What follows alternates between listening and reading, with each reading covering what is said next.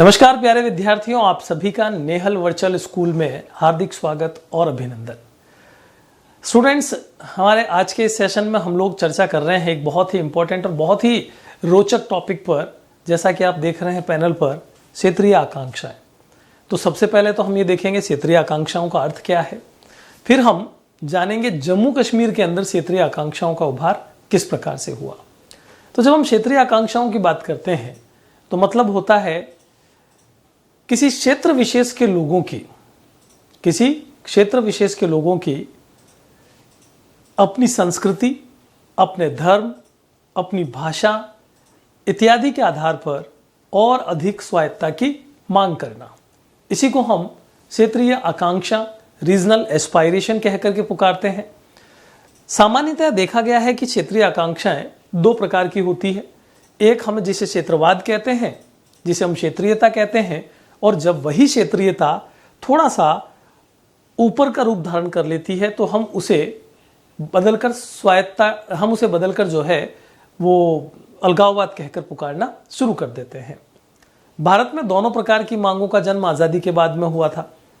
यानी कि क्षेत्रवाद की मांग भी उठी थी, जिसे स्वायत्तता की मांग कहा जाता है, अलगाववाद की मांग उठी थी।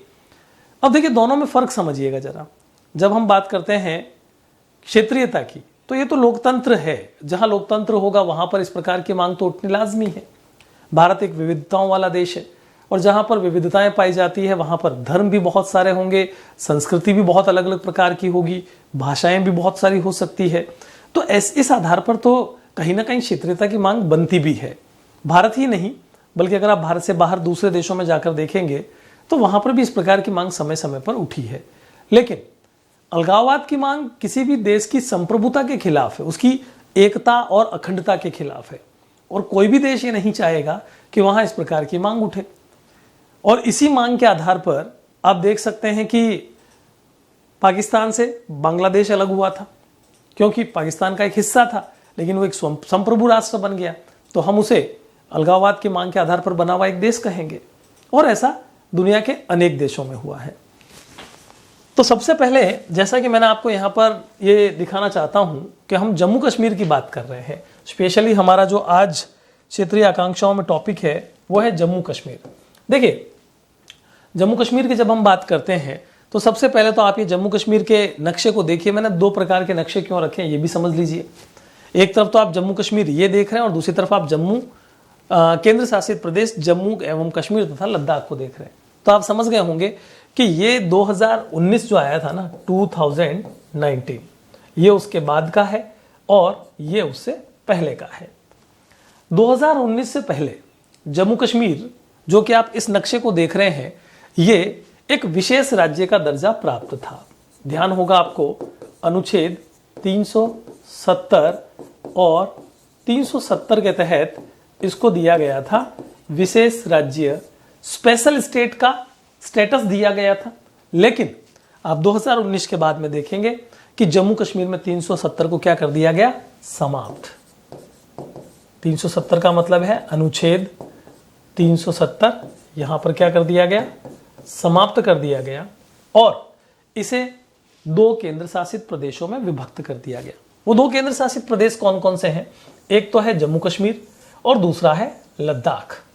तो आज हम जम्मू कश्मीर किस प्रकार से एक स्वतंत्र रियासत से भारत में शामिल हुआ, जम्मू कश्मीर के पहले राजा कौन थे, जम्मू कश्मीर में लोकतंत्र कैसे स्थापित हुआ, जम्मू कश्मीर को विशेष राज्य का दर्जा किन परिस्थितियों में दिया गया, और जम्मू कश्मीर आगे चलकर आतंकवाद का गढ़ क्यों बन गया, क्यों जम्मू कश्मीर में अलगाववाद की मांग उठने लगी, इन सब बातों पर एक एक करके चर्चा करने वाले हैं।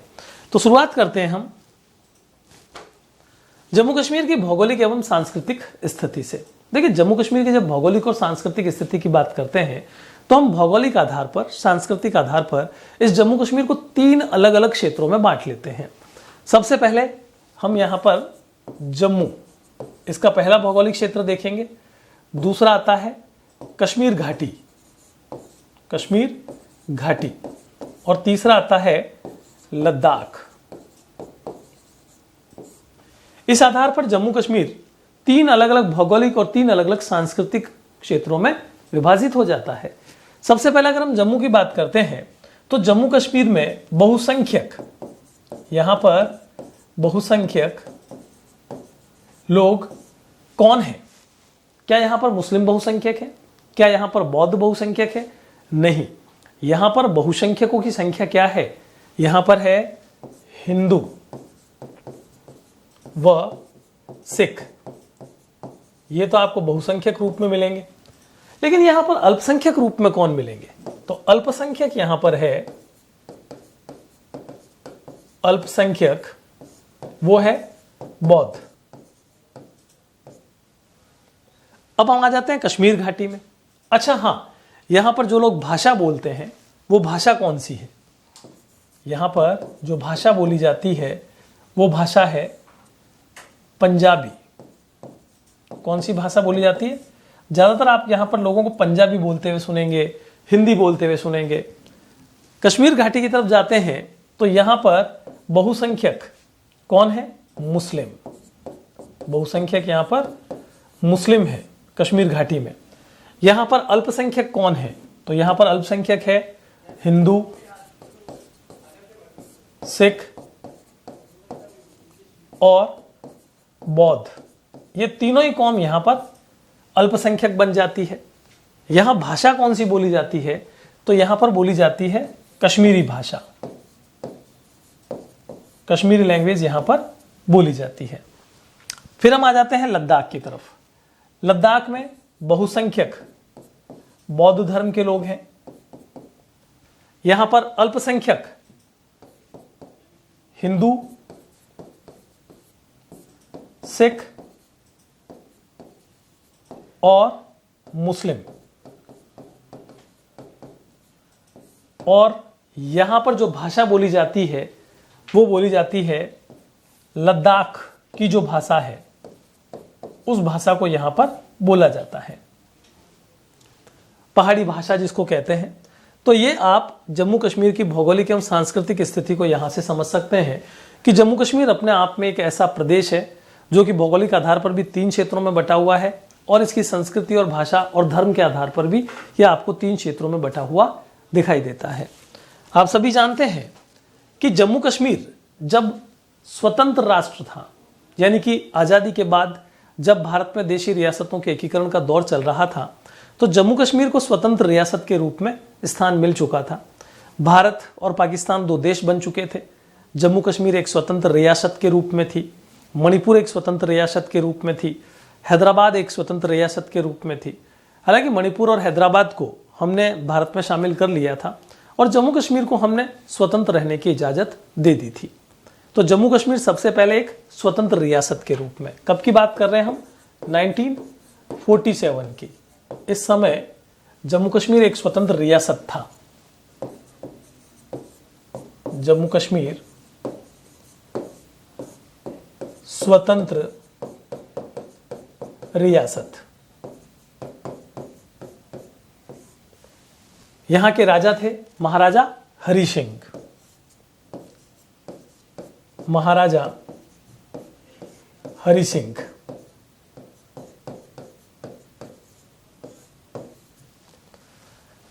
देखिए यहां पर बहुसंख्यक मुस्लिम प्रजा,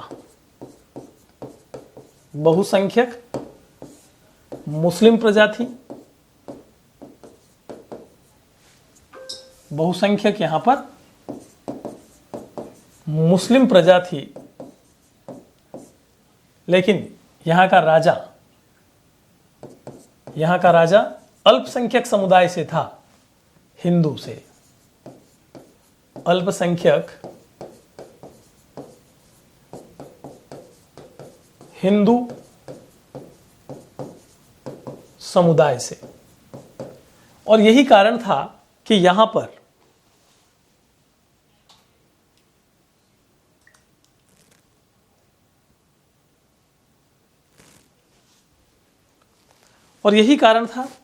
पर आप कह सकते हैं कि एक कहीं ना कहीं प्रजा के मन में तो एक ख्याल था कि हमारे ऊपर एक हिंदू राजा का शासन कैसे हो सकता है, हमारे यहां पर बहुसंख्यक मुस्लिम है। पाकिस्तान ने इसी चीज का लाभ उठाया और पाकिस्तान ने यहां पर गृह युद्ध के हालात पैदा कर दिए। गृह युद्ध किसके द्वारा? पाकिस्तान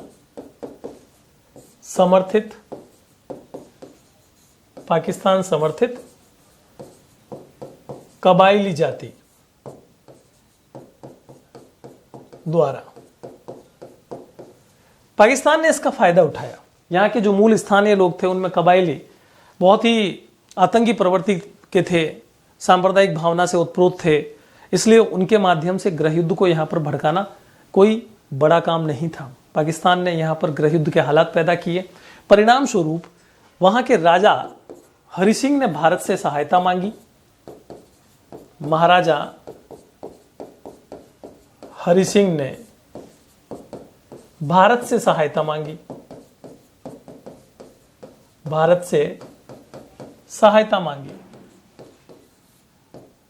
भारत ने तुरंत यहां पर सैनिक कार्यवाही की और सैनिक कार्यवाही करते हुए हमने जम्मू कश्मीर को पाकिस्तानी सेना और कबायलियों से खाली करवाना प्रारंभ किया। 3/4 हिस्सा लगभग हम खाली करवा चुके थे, यानी कि हम पाकिस्तान की सेना को खदेड़ चुके थे, कबायलियों को खदेड़ चुके थे, हमारी सेना इनको पीछे धकेल चुकी थी। उसी समय यूएनओ के हस्तक्षेप से युद्ध को रोक दिया गया। जब युद्ध को रोका गया उस समय महाराजा हरि सिंह ने भारत सरकार के साथ बातचीत करते हुए विलय पत्र, जिसे इंस्ट्रूमेंट ऑफ एक्सेशन कहते हैं, उस पर हस्ताक्षर किए और जम्मू कश्मीर का भारत में विलय हुआ। तो यहां पर यह कह सकते हैं आप कि महाराजा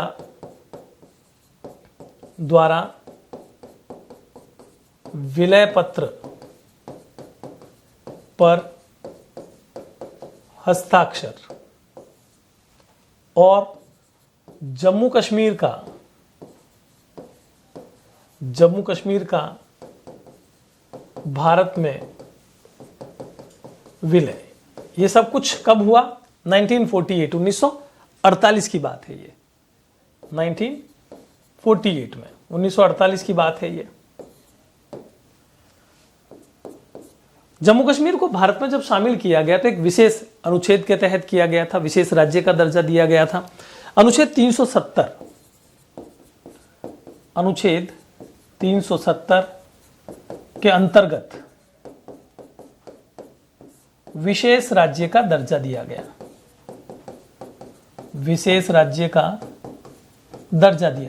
तो इस प्रकार से आपने देखा जम्मू कश्मीर का भारत में विलय किस प्रकार हुआ।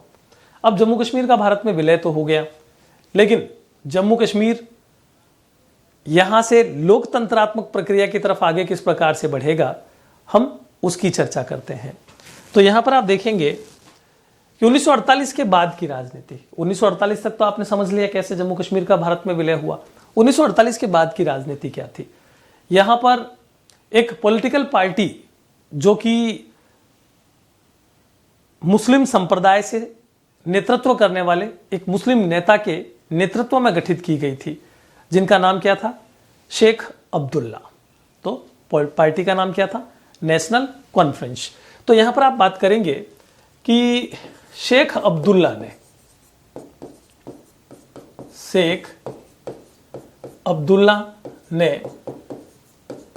नेशनल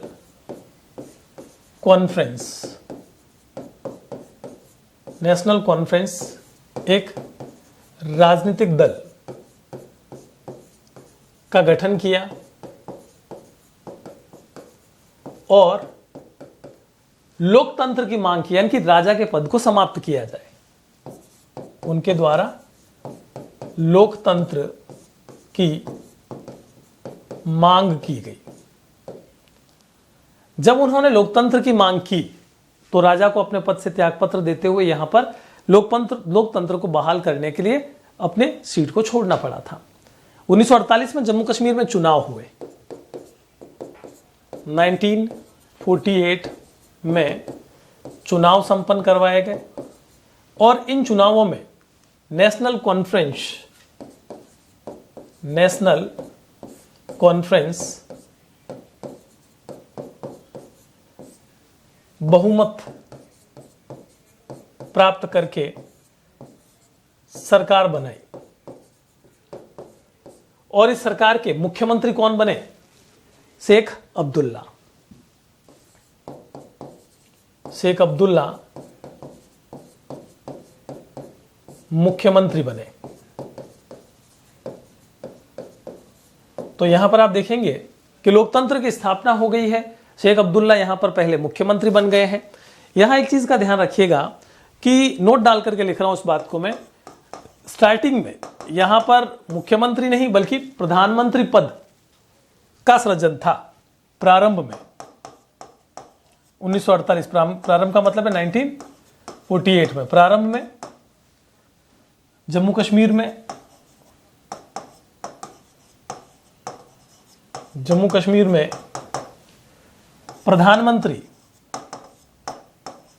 प्रधानमंत्री का पद, और बाद में वो पद किसमें तब्दील हुआ? मुख्यमंत्री में। तो पहले प्रधानमंत्री का पद था, बाद में इसे मुख्यमंत्री के रूप में परिवर्तित किया गया था। अब यहां पर आप देखेंगे कि जब यहां पर चुनाव हो गए, यहां पर एक लोकतंत्रात्मक शासन की नींव रख दी गई, तो उसके बाद जम्मू कश्मीर में किस प्रकार से लोकतंत्र आगे बढ़ा। तो यहां पर आप देखेंगे कि 1948 से लेकर 1953 तक यहां पर क्या रहा? लोकतंत्र। लोकतंत्र का मतलब शेख अब्दुल्ला की सरकार। लेकिन 1953 में, 1953 में राज्य सरकार को भंग कर दिया गया और यहां पर केंद्र सरकार का हस्तक्षेप प्रारंभ हो गया। केंद्र सरकार का हस्तक्षेप यहां पर प्रारंभ हो गया। जब यहां पर सरकार को भंग किया गया तो शेख अब्दुल्ला जो थे उन्हें नजरबंद कर दिया गया। शेख अब्दुल्ला को नजरबंद कर दिया गया, उन पर कई प्रकार के मुकदमे लगा दिए गए, उनको जेल में डाल दिया गया। 1974 में, 1974 में शेख अब्दुल्ला ने नेशनल कॉन्फ्रेंस जो उनकी पार्टी थी, नेशनल कॉन्फ्रेंस पार्टी का कांग्रेस में विलय कर दिया। कांग्रेस में विलय किया। यहां विलय का मतलब था केंद्र के साथ या कांग्रेस के साथ एक समझौता। इस कारण से 1974 में उन्हें मुख्यमंत्री बनाया गया। 1974 में शेख अब्दुल्ला पुनः मुख्यमंत्री बनाए गए।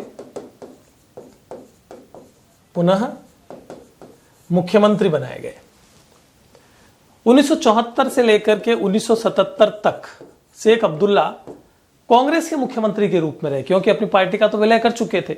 लेकिन 1977 में शेख अब्दुल्ला को विधानसभा में बहुमत प्राप्त हुआ। शेख अब्दुल्ला को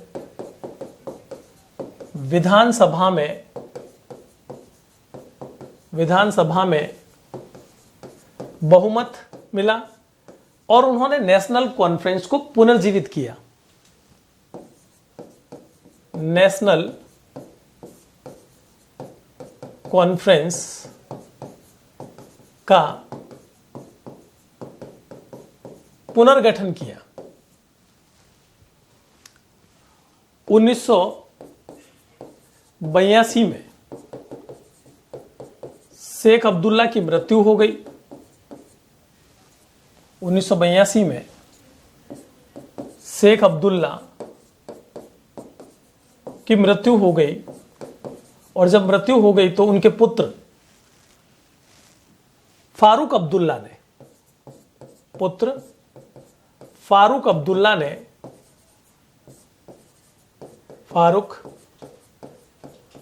अब्दुल्ला ने सत्ता संभाली।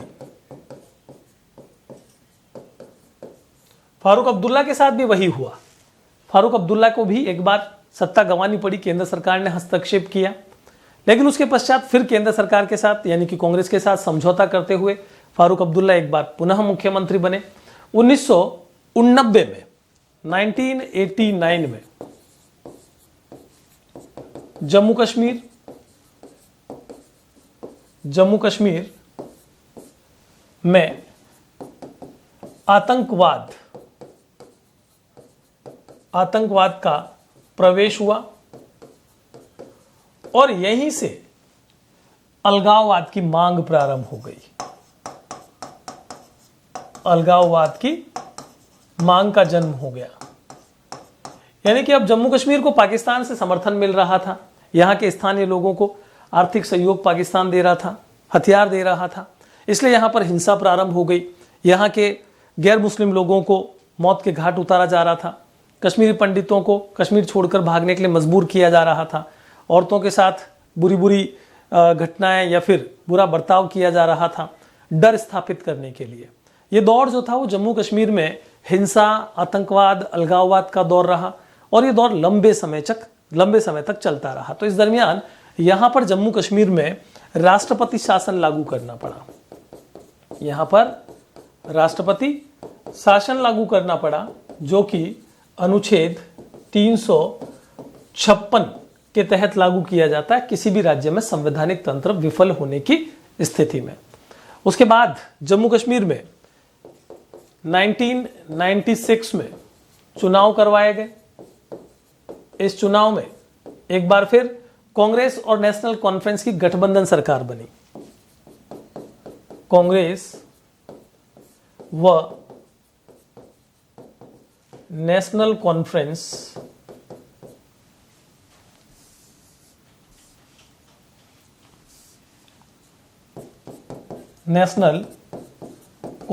की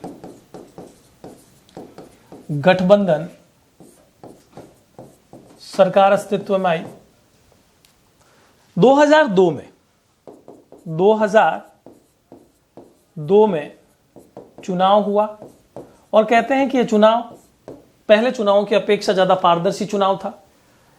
इसमें केंद्र सरकार का कोई हस्तक्षेप नहीं था। अब यहां पर जो पार्टी अस्तित्व में आई वो पार्टी दूसरी थी। अब थी यहां पर पीडीपी यानी कि Peoples Democratic Party, PDP, Peoples Democratic Party व कांग्रेस यहां पर भी गठबंधन में थी। कांग्रेस की गठबंधन सरकार। तो यहां तक की कहानी आपने समझ ली। अब आप देखेंगे कि 2014 में केंद्र में एनडीए सरकार आती है। एनडीए सरकार यानी कि भारतीय जनता पार्टी, जिसमें प्रमुख दल के रूप में है। भारतीय जनता पार्टी का एजेंडा था जम्मू कश्मीर से 370 समाप्त करने का। इसी समय जम्मू कश्मीर के जब विधानसभा के चुनाव होते हैं तो जम्मू कश्मीर में भारतीय जनता पार्टी और यही पीडीपी, पीपल्स डेमोक्रेटिक पार्टी, दोनों मिलकर के सरकार बनाते हैं। भारतीय जनता पार्टी वहां अपना समर्थन वापस लेती है, सरकार गिरती है, वहां की विधानसभा भंग होती है।